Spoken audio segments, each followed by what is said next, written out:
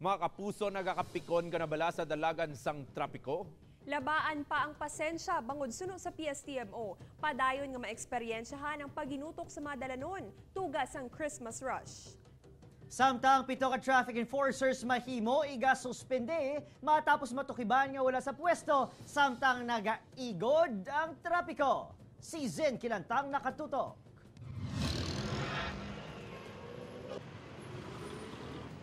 Wala tuon na ang paginutok sa mga tao sa downtown area sa syudad sang Iloilo agud maghingagaw sa pagpamakal sang pangregalo. Si Jessa nakabakal na sang regalo apang subong lang nga adlaw nakatsyempo agud makabakal sang Christmas wrapper. Ari lang rapper lang ka gift sa mga bata ko. Bit-bit man ni Manong Chia lang isa kadako ang plastic bag nga puno sa mga hampangan para sa iya mga hinablos. Subong lang chimpo mo kay medyo man. Suno sa PSTMO ginapaabot nga magdagsa pa ang mga tao sa mga mall, grocery stores kag mga shopping centers tubtob sa bispera sang Pasko. Masabside ni siya buwas pang adlaw.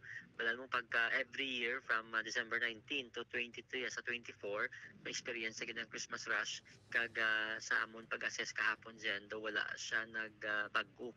Though the same last year siya, so hindi gaya natin mahambal nga may pandemic. Nagapabilin man nga magutok ang mga dalanon sa palibot sang syudad. Kahapon, isa sa natumod nga rason amo ang pagpatigayon sang 50% discount sa petroleum products sang kilala nga gasoline station. Nagpadala na sang sulat ang city government sa oil company agud paandaman nga nangin problema ang trapiko kahapon bangod wala sila sang koordinasyon sa syudad. Natukiban man sang PSTMO nga may pito ka mga traffic enforcer nga wala sa ila pwesto samtang nagaigod ang trapiko. Ginapangayuan na sila sang paathag sang PSTMO. Suno pa sa PSTMO may pila ka personal sang TMTRO ang nagagwa sa ila duty agud magpangayo sang Pasko. Because every December, but andyan, honestly speaking, sa aton nga mga traffic gate, nagahingalit ni sila, kami mga negosyante, kita nga mga maaluan, na nagapanagtag Pasko, at kisa kalit ni sila, na makadto kay limited time na nagpapangatag sa ining nga mga negosyante naton. Dugang pa sang PSTMO ang mga madakpan nga traffic aid nga wala naga-duty ang panaugan sang suspension order sa Enero. Upod kay Romel Porquia, Zen Kilantang,